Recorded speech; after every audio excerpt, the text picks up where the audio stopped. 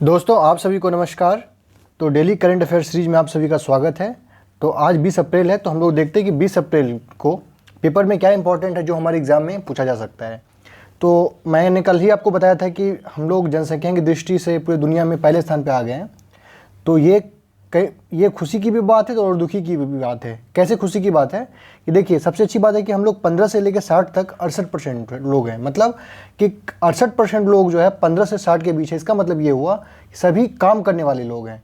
अगर ये काम करने वाले लोग स्किल्ड हैं कि नॉन स्किल्ड हैं, इस पर निर्भर करता है। अगर ये सारे लोग स्किल्ड हो जाएँ तो इकॉनमी के मामले में हम लोग चीन और अमेरिका को टक्कर दे सकते हैं। समझ रहे इस चीज़ को। मतलब कि ये जो है ह्यूमन कैपिटल में इसको बताना बहुत इंपॉर्टेंट है। ह्यूमन कैपिटल मतलब मानव एज ए पूंजी। तो जनसंख्या होना बड़ी बात नहीं है, लेकिन जनसंख्या को पूंजी में बदल देना ये बहुत इंपॉर्टेंट है। इसलिए आप देखिए कि सरकार जो है स्किल इंडिया जैसा बहुत सारा प्रोग्राम लॉन्च की हुई है 4-5 साल पहले से ही। तो जनसंख्या की दृष्टि से हम लोग पहले पे हैं, वो सही चीज़ है, लेकिन आवश्यक है कि जो घनी आबादी है उसको सही डायरेक्शन दिया जाए, जिससे कि भारत जो है एक नई ऊंचाई पर, अर्थव्यवस्था के मामले में एक नई ऊंचाई पर पहुंच सके। इसमें सिर्फ सरकार कुछ नहीं कर सकता। एज ए आप जो भी लोग सुन रहे हैं, देख रहे हैं, तो आपका काम है कि आप अच्छे से पढ़ाई करिए और एक अच्छे मुकाम को हासिल करिए, जिससे कि आप देश के प्रगति में आप अपना सहयोग और योगदान दे सकेंगे। ठीक है, तो आप देख लीजिए, ये दिया हुआ है। ये पूछ सकता है कि सबसे ज़्यादा आबादी जो है किस एज के बीच में है, तो 15 से 64 के बीच सबसे ज़्यादा आबादी है। ठीक है, चाइना सेकंड पर है। आप कमेंट में बताइए कि जनसंख्या के मामले में थर्ड स्थान पे कौन है। ठीक है, ये आप बताइए कमेंट में। चलिए नेक्स्ट न्यूज़ देखते हैं हम लोग। अमित शाह कह रहे हैं कि 2047 तक जो है देश को नशा मुक्त बनाना है। तो बहुत अच्छा न्यूज़ है।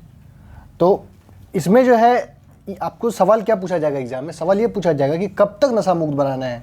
भारत सरकार जो एक टारगेट रखा है कि देश को हमको नशा मुक्त बनाना है, तो ये आपको ईयर इंपॉर्टेंट है, ईयर पूछ सकता है। ऑप्शन में देगा 245, 230, 247। तो आपको ये याद रखना है कि 2047 ईस्वी तक हमको भारत को नशा मुक्त बनाना है। इसमें राज्य और केंद्र सरकार दोनों के सहयोग से किया जाएगा। अंदर का न्यूज़ हमारे लिए इंपॉर्टेंट नहीं है, बस ये इंपॉर्टेंट है कि सिर्फ केंद्र सरकार नहीं करेगी, केंद्र सरकार राज्य सरकार की मदद से 2047 तक देश को नशा मुक्त बनाने में मतलब कि अपना पहल करेगी। मतलब बना लेना है 2047 तक। ठीक है, चलिए नेक्स्ट न्यूज़ देखते हैं क्या इंपॉर्टेंट है। देखिए, ये पीएम से मिले हैं, एप्पल के सीईओ हैं ये। एप्पल जानते हैं हम लोग कि मोबाइल फ़ोन, लैपटॉप, टैबलेट बनाने में सबसे लीडिंग कंपनी है। बहुत महंगा इसका फ़ोन आता है, आईफोन 12, 13, 14। ठीक है, हम लोग तो बस नाम ही सुने, देखे नहीं अब तक। आप में से कई लोग देखे भी होंगे। तो इनका नाम इंपॉर्टेंट है, ये एग्जाम में पूछा जा सकता है कि एप्पल के सीईओ कौन है। तो इनका नाम है टिम कुक। ठीक है, ये एक इंपॉर्टेंट चीज़ है, टिम कुक इनका नाम है। ठीक है, एप्पल के मुख्य कार्यकारी अधिकारी हैं टिम कुक। ये जो है अपना, एक सेकेंड बस, टिम कुक जो है आपका भारत में 2 स्थान पे अपना स्टोर खोले हैं। एक तो मुंबई हो गया, एक आपका दिल्ली हो गया।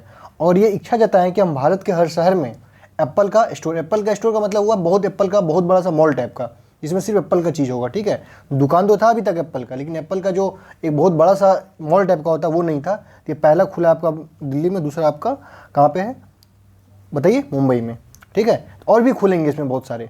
चलिए नेक्स्ट न्यूज़ देखते हैं क्या हमारे लिए इंपॉर्टेंट है। ये देखिए, बहुत इंपॉर्टेंट न्यूज़ है। सबसे पहला इसमें न्यूज़ ये है इंपॉर्टेंट कि भारत के राजदूत को, भारत का जो है अमेरिका में राजदूत कौन है।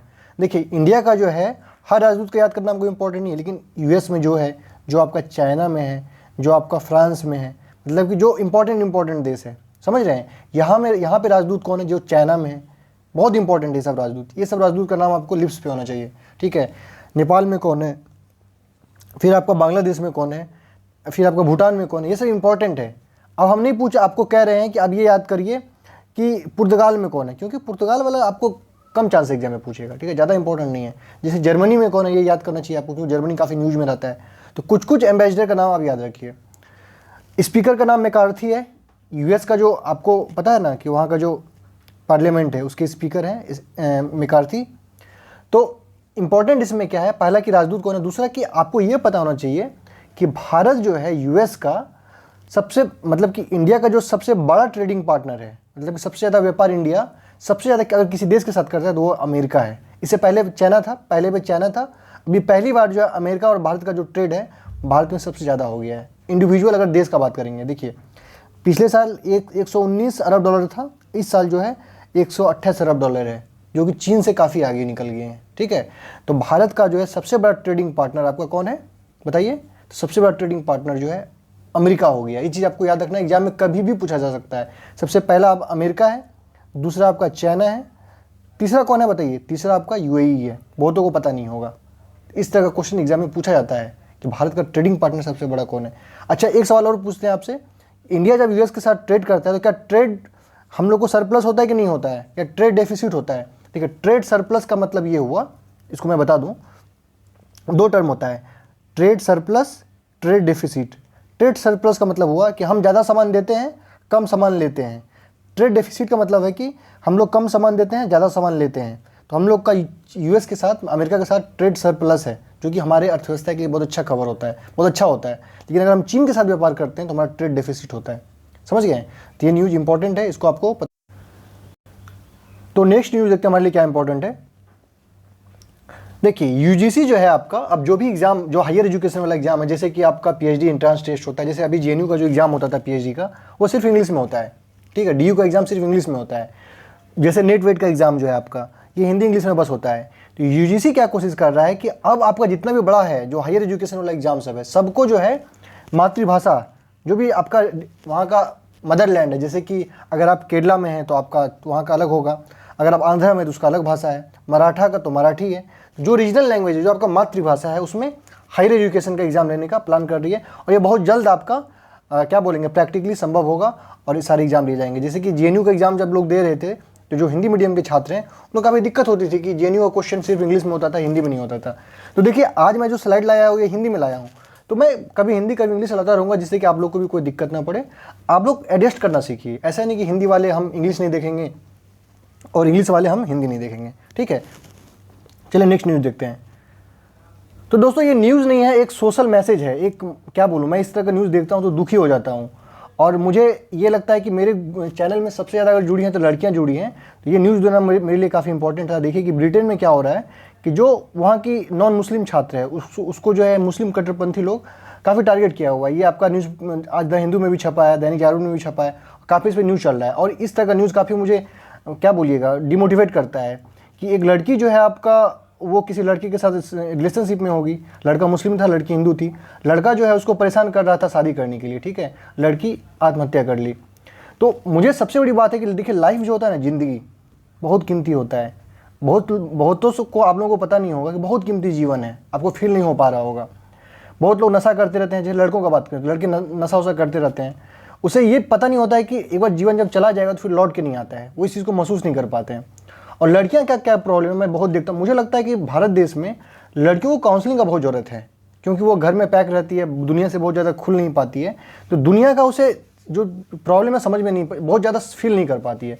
देखिए, लड़कियाँ इमोशनल बहुत ज़्यादा होती है। अगर आप नारीवादी विचार को पढ़ेगी, मैं पॉलिटिकल थिंकर में पढ़ाऊँगा आपको नारीवादी थिंकर, तो नारीवादी का कहना है कि महिलाओं का जो एक गुण होता है ना, वो होता है इमोशंस का, केयर का, शेयर का। ठीक है, तो महिलाएं बहुत भावनात्मक होती है। वो क्या होता है कि कोई अगर लड़का उससे थोड़ा मीठा मीठा बात करने लग जाए, थोड़ा सा उसे अपनापन दिखाने लग जाए, तो उसके मतलब कि क्या बोलेंगे, उसके बातों में आके वो ये नहीं समझ पाती है कि ये जो छोटा सा डिसीजन है वो आपका लाइफ बर्बाद कर सकता है, लाइफ आपका ख़त्म कर सकता है। ठीक है, तो सबसे पहला चीज़ ये है कि आपको इस तरह के चक्कर में पड़ना नहीं है, ये लड़का लड़की ये वो 9-17 अफेयर। ठीक है, कोशिश करिए कि पढ़ाई लिखाई हो जाए, अच्छे से पढ़ाई करिए, नौकरी लीजिए। देखिए, एक बच्चे को बड़ा करने में उसके माँ बाप का जो होता है ना, खून पसीना लग जाता है, उसके मदर फादर का खून जलता है, तब बच्चा बड़ा होता है। आप कभी अपने बचपन को याद करिए, जब आप रोते होंगे, जब आपको चलना नहीं आता होगा, तो वही माँ आपको चलाती होगी।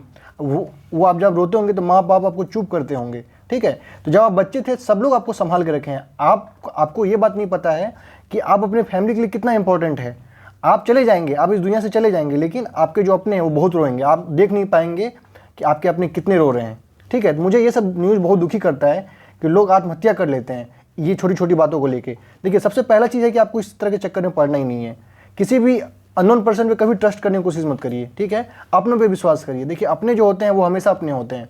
ठीक है, दूसरी बात, जब भी वैदी भी अगर गलती से इस तरह के चक्कर में पड़ गए तो मत डरिए कि समाज क्या बोलेगा, सोसाइटी। आप पुलिस के पास जाइए। क्यों नहीं ये लड़की पुलिस के पास गई? अगर पुलिस के पास जाती, इसके पिताजी को भी परेशान कर रहा था वो लड़का। ठीक है, चाहे वो किसी भी धर्म के हो, मैं किसी एक विशेष धर्म का बात नहीं कर रहा हूँ। हो सकता है कि मुस्लिम लड़कियों के साथ भी ऐसा प्रॉब्लम हो। अगर आपके साथ कुछ भी ऐसा प्रॉब्लम होता है तो आप पुलिस के पास जाइए, पुलिस का सहारा लीजिए, कभी भी आत्महत्या मत करिए। देखिए, जीवन बहुत कीमती होता है, एक बार जब ये चला जाता है ना, फिर लौट के कभी नहीं आता है। समझ गए? तो आज की वीडियो में इतना ही। Thank you.